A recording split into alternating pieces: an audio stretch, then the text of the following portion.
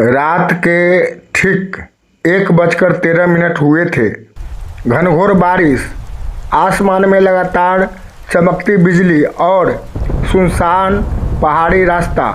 गांव का एक साधारण किसान राघव अपनी बैलगाड़ी लेकर शहर से लौट रहा था।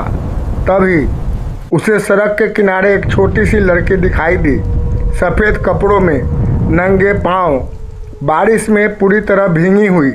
और सबसे डरावनी बात, वह लड़की लगातार मुस्कुरा रही थी। लेकिन जब बिजली चमकी तो राघव ने देखा उस लड़की के पैरों के नीचे कोई परछाई नहीं थी। राघव एक मेहनती और ईमानदार किसान था।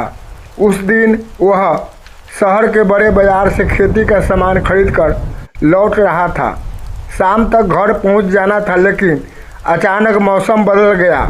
काले बादल पूरे आसमान पर छा गए, तेज हवाएं चलने लगी। कुछ ही देर में मूसलाधार बारिश शुरू हो गई। सड़क कीचड़ में बदल गई, चारों तरफ अंधेरा फैल गया। राघव ने बैलों को संभालते हुए कहा, बस थोड़ा और चलो रे, घर ज़्यादा दूर नहीं है। लेकिन तभी बिजली की तेज चमक के बीच उसे सड़क किनारे कोई खड़ा दिखाई दिया। वह एक छोटी लड़की थी, उम्र मुश्किल से 10 साल, बाल पूरी तरह भीगे हुए, चेहरे पर अजीब सी मुस्कान। रहस्यमयी लड़की। राघव बैलगाड़ी रोककर नीचे उतरा। बेटी, तुम इस समय यहाँ क्या कर रही हो? लड़की ने धीरे से कहा, मुझे घर जाना है, क्या आप मुझे रास्ते तक छोड़ देंगे? उसकी आवाज़ बहुत धीमी थी, मानो दूर कहीं से आ रही हो। राघव का दिल पसीज गया। इतनी छोटी बच्ची, इतनी भयानक रात में अकेली। वह मना नहीं कर सका। उसने लड़की को बैलगाड़ी में बैठा लिया। पहला अजीब संकेत। कुछ देर बाद राघव को महसूस हुआ कि बैल अचानक बेचैन हो गए हैं। वे बार बार पीछे मुड़कर देखने लगे। उनकी सांसें तेज हो रही थी, मानो किसी अनदेखी चीज़ से डर रहे हो। राघव ने पीछे देखा।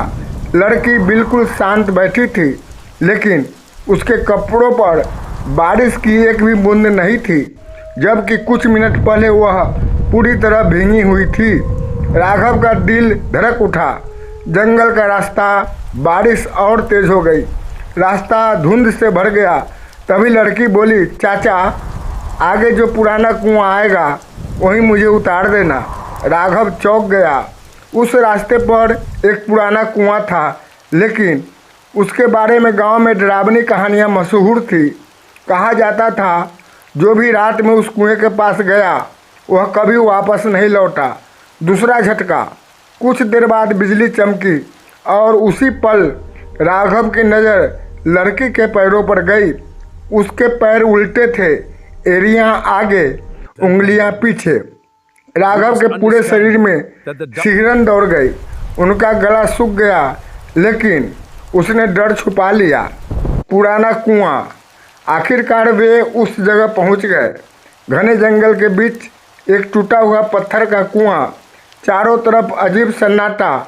लड़की धीरे धीरे बैलगाड़ी से उतरी, फिर मुस्कुराकर बोली, धन्यवाद चाचा, अब आप जा सकते हैं। लेकिन अचानक उसने राघव का हाथ पकड़ लिया।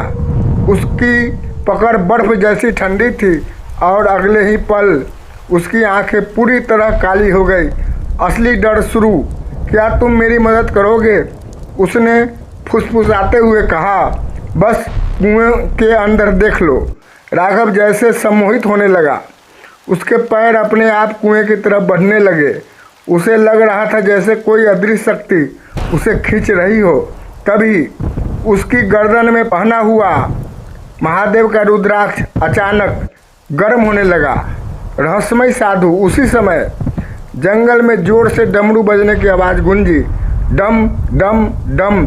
और अंधेरे में से एक वृद्ध साधु प्रकट हुए। उनकी आंखें अग्नि की तरह चमक रही थी। उन्होंने ऊंचे स्वर में कहा, राघव, पीछे हट जाओ। उनकी आवाज़ सुनते ही सम्मोहन टूट गया। राघव घुटनों के बल गिर पड़ा। लड़की का भयानक रूप। साधु ने मंत्रोच्चार शुरू किया। तभी वह लड़की चीखने लगी।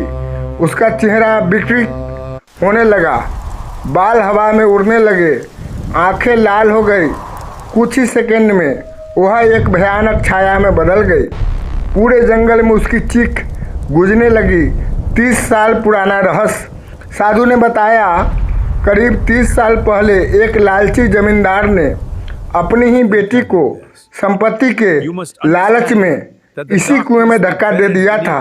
बच्ची की मौत हो गई, लेकिन उसकी आत्मा को न्याय नहीं मिला। तभी से वह हर बरसाती रात में भटकती थी, किसी दयालु इंसान को अपना शिकार बनाने के लिए। अचानक वह छाया हवा में उठी, आसमान में बिजली कड़की, बारिश और तेज हो गई। छाया साधु पर हमला करने लगी। साधु लगातार मंत्र पढ़ते रहे। पूरा जंगल कांपने लगा। राघव भय से जड़ हो गया। तभी साधु ने शिवलिंग से लाई हुई पवित्र भस्म हवा में फेंकी। भस्म छाया को छूते ही उसकी चीख पूरे जंगल में गूंज उठी। भावनात्मक मोड़। लेकिन तभी उस छाया के चेहरे पर अचानक एक मासूम बच्ची का रूप दिखाई दिया। वह रो रही थी, मुझे घर जाना है, मुझे मेरी माँ के पास जाना है। उसकी आवाज़ सुनकर राघव की आंखों में आंसू आ गए।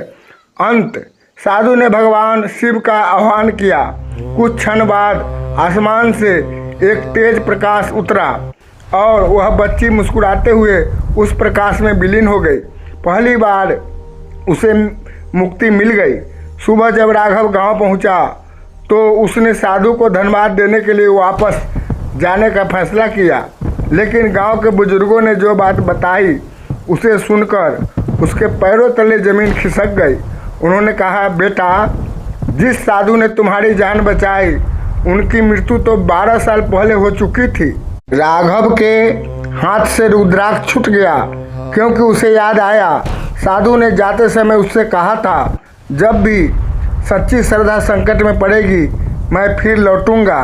कहते हैं आज भी बरसात की कुछ रातों में उस जंगल से डमरू की आवाज़ सुनाई देती है, लेकिन किसी ने आज तक उस साधु को दोबारा नहीं देखा।